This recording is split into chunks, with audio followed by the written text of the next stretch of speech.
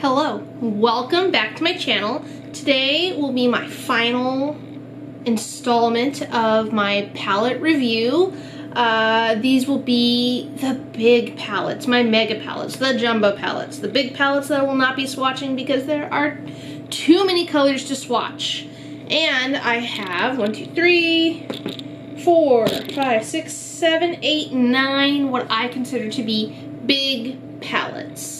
So we're not gonna do much more of that introduction and jump right into it. I almost feel like I've talked about this one already, but I think it's just because I featured it on my channel already. But this is the September Rose Cosmetics Brew palette. This was gifted to me by my friend Elise. It is one of my favorite palettes. I love it so much. I consider this a big palette because look at how many colors there are. How many look how many shades there are. 1, 2, 3, 4, 1, 2, 3, 4, 16. 16 shades. I don't know, maybe that's not a lot, but whenever I look at this, I just feel like that's a big palette. That's a lot of colors. But I love this color story. Like, this color story is truly everything I love. Warm tones, moody, fall, autumnal, based on coffee. Like, it truly gets no better than this. This is a damn near perfect palette. I love this palette so much.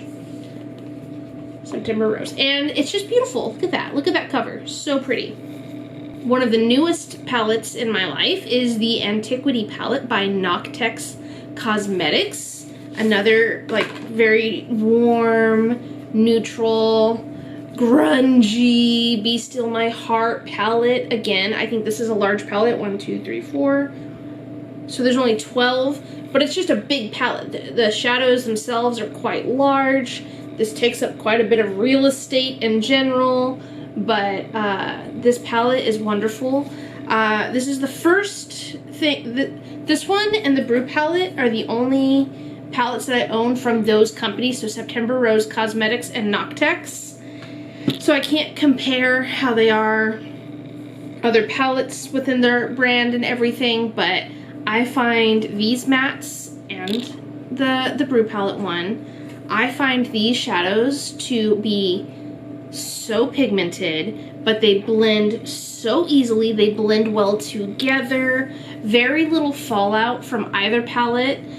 The one the biggest criticism I have with this palette is that the shimmers pack very little punch. They're just very muted in the shimmer side. There's only 3 shimmers in this palette. They're beautiful. They're very pretty shimmers, but they're almost like satin shimmers because there's just no oomph to them. I would say that the bronze one, which is called Frame, is the one that packs the most shimmer and glimmer aspect to it. On the other hand, the Brew palette, only 2 shimmers in this palette. These shimmers pack a lot of punch. This one right here, Cold Brew, is one of my all-time favorites. But we have Cold Brew and Iced Tea. They look like that. Cold Brew's like my favorite. But like, bam, those are shimmers. Those are see 'em from outer space. Beautiful. Beautiful. I love those. So those are those 2. Then I have 2 from the same brand. Maybe not technically big palettes, but I think of them as quite large compared to the other ones that were more square. I have really weird reasonings for why I consider things large or small or whatever. I've got the Natasha Denona Bronze palette and the Natasha Denona Safari palette. I love both of these palettes so much. This is their true full-size palettes, and these are the, I don't know, mid-size ones, but I think of it as a big palette. I bought the bronze palette for my birthday when it first came out. Still love it. Warm tone, neutral, Be Still My Heart. How many times can I say that? I say that with every warm toned neutral palette I have and love, and I love all of them.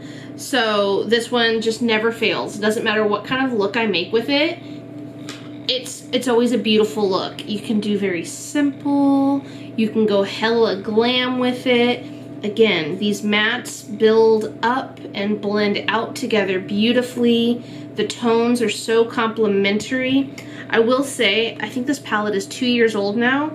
These two shades right here, Rhodium and Deep Dive, are the cream to powder finishes.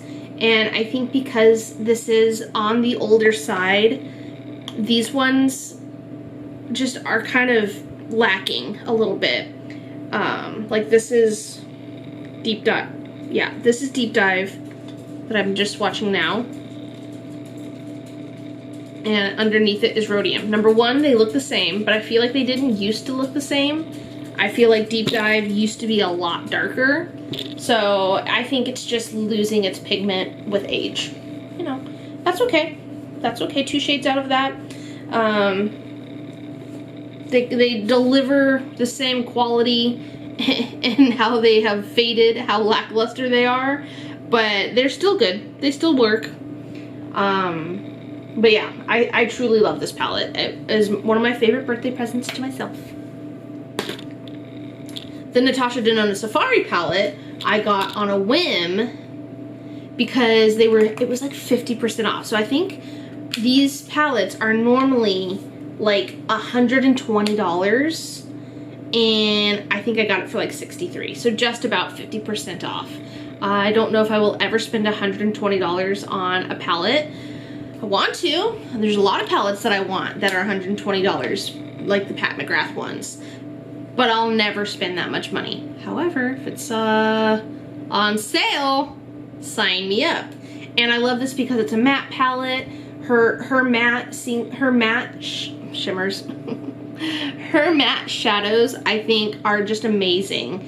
They are so buttery and soft. They blend so well. Just great quality. Like, I get why it's $120, but I also have, you know, the Brew palette was maybe $30, 30-something dollars, and it has just as great pigment, just as great blendability, just as great quality. So I have a hard time being like, this is absolutely worth $120. I get it.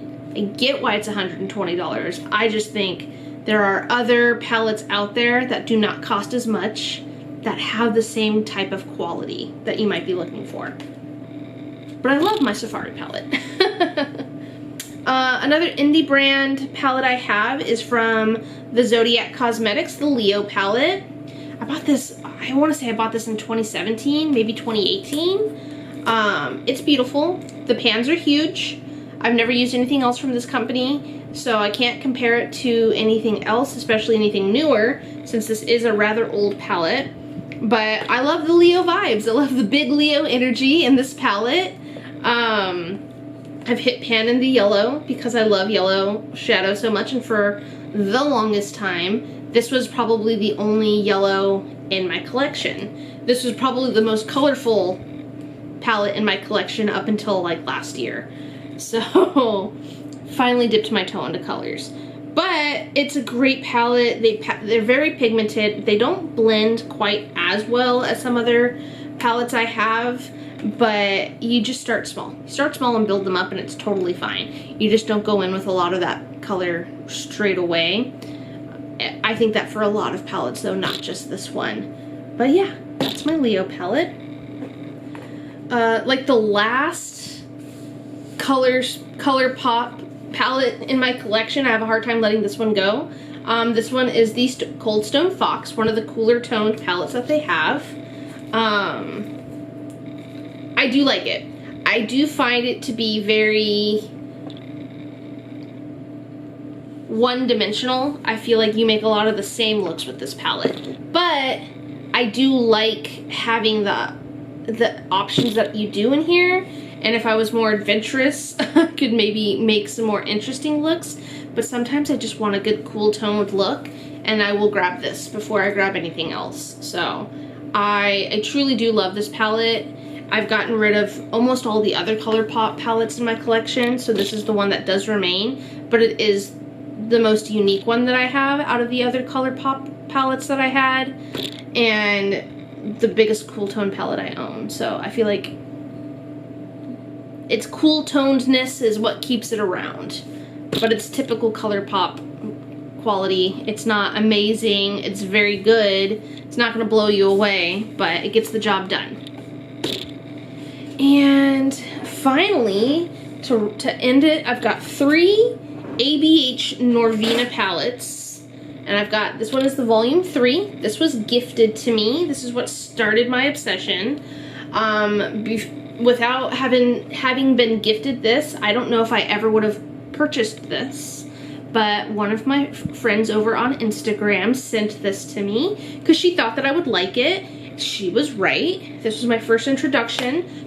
Again, these matte shadows blend so well. Such a good quality eyeshadow. Very pigmented. I think these are considered pressed pigments. Pro pigment palette. So yeah, I mean, all the colors pack a lot of punch. They're very pretty. This one's so bright. What a perfect summer palette. So yeah, I got this one. And I loved it. And then a few months later, they came out with volume 5, which was the purple palette. And this was my birthday gift to myself last year.